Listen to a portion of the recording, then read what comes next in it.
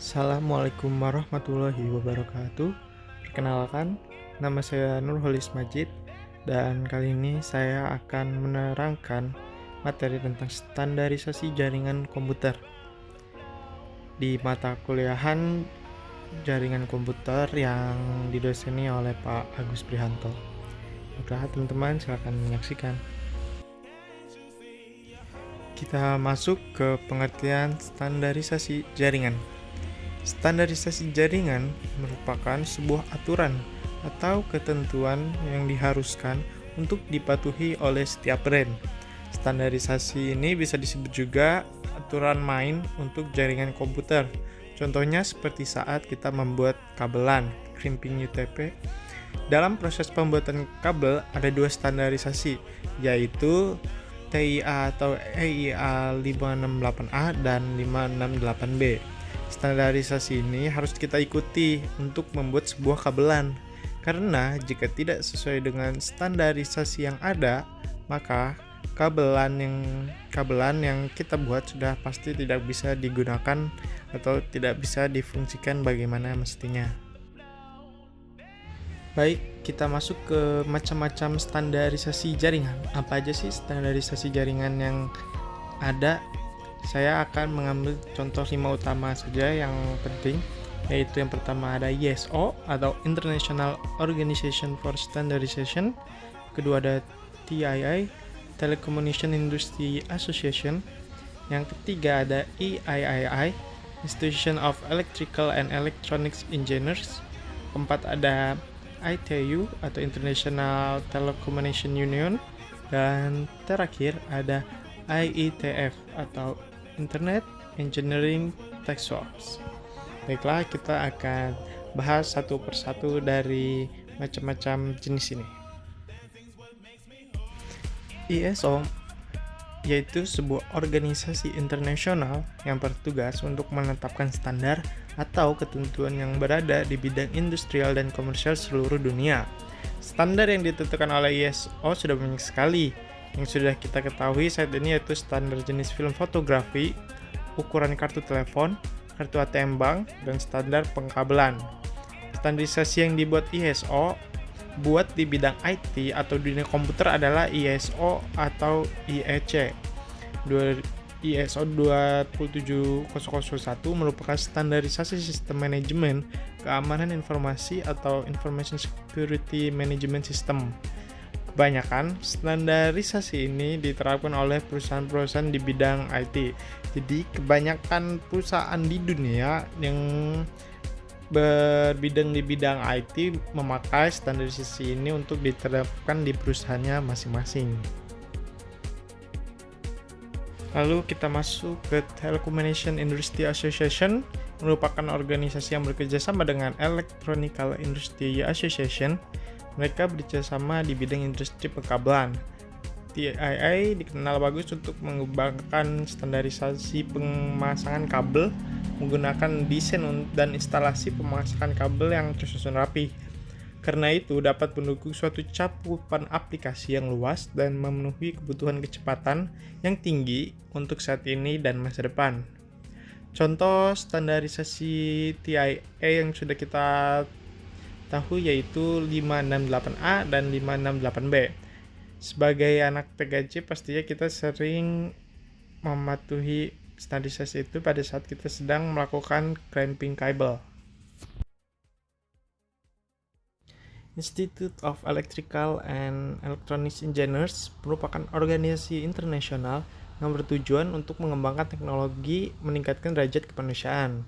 Sebelumnya, perusahaan ini memiliki kepanjangan yang di dalam bahasa Indonesia berarti Institut Insinyur Listrik dan Elektronik. Namun, kepanjangan itu sudah tak ada lagi digunakan karena sering berkembangnya bidang ilmu dan aplikasi yang diperdalam organisasi ini sehingga kata elektronik sudah tak lagi digunakan. IEE ini mencakup perkembangan di bidang telekomunikasi, jaringan komputer, kelistrikan, elektrik, dan antariksa. Contoh di bidang jaringan komputer yaitu IEEE 802.3 yang digunakan untuk Ethernet melewati akses LAN. Lalu ada juga yang titik 11 yang digunakan untuk wireless dengan akses Wi-Fi, dan terakhir 16 digunakan untuk wireless tetapi dengan akses WAN atau WiMAX. International Telecommunication Union merupakan organisasi yang bertujuan untuk mengatasi masalah telekomunikasi internasional. PBB menugaskan ITUR atau International Telecommunication Union Radio Communication Sector untuk mengatur penggunaan frekuensi radio secara global. Tujuannya untuk memudahkan hubungan-hubungan perdamaian, kerjasama internasional antar bangsa-bangsa, dan juga pembangunan ekonomi dan sosial dengan menggunakan jasa telekomunikasi. Salah satu telekomunikasi yang dibuat oleh ITUR yaitu APT atau Asian Pacific Telecommunication. Ini merupakan organisasi pemerintah Asia Pasifik yang dibuat oleh ITUR. Internet Engineering Task Force merupakan sebuah organisasi yang mempunyai wewenang untuk mengatur dan membuat protokol-protokol standar jaringan internet. Organisasi ini juga merupakan organisasi yang membuat protokol TCP/IP. Sebenarnya masih banyak lagi organisasi untuk standarisasi yang lainnya, yang masing-masing mempunyai tugas sendiri. Tapi di sini saya hanya memaparkan 5 organisasi saja yang sudah saya pilih yang berhubungan dengan jaringan-jaringan komputer. Lalu selanjutnya kita akan membahas apa sih itu TCP/IP atau Transmission Control Protocol atau Internet Protocol. TCP/IP adalah standar komunikasi data yang digunakan oleh komunitas internet dalam proses tukar-menukar data dari satu komputer ke komputer lain di dalam jaringan internet. Protokol ini tidaklah dapat berdiri sendiri karena memang protokol ini berupa kumpulan protokol atau protokol suite lainnya. Lalu kita masuk ke perbedaan OSI layer dengan TCP/IP layer. Di dalam OSI layer terdapat 3 layer yang berkaitan dengan aplikasi, application, presentation, dan session. Sedangkan dalam TCP/IP hanya satu, yaitu hanya layer application.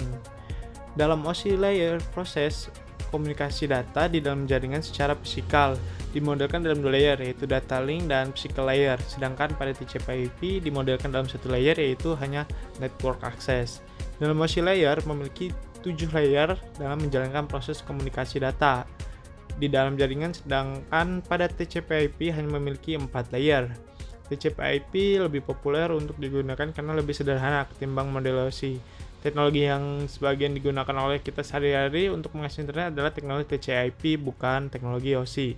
OSI mengembangkan modelnya berdasarkan teori, sedangkan TCP menggunakan modelnya yang sudah diimplementasikan untuk jangka panjang, dan kemungkinan TCP/IP akan menjadi standar dunia jaringan komputer, tidak seperti OSI.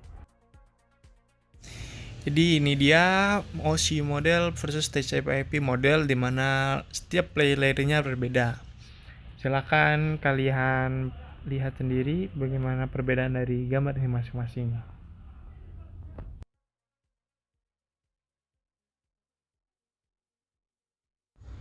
Baiklah, itu saja presentasi yang bisa saya sampaikan tentang materi standarisasi jaringan komputer.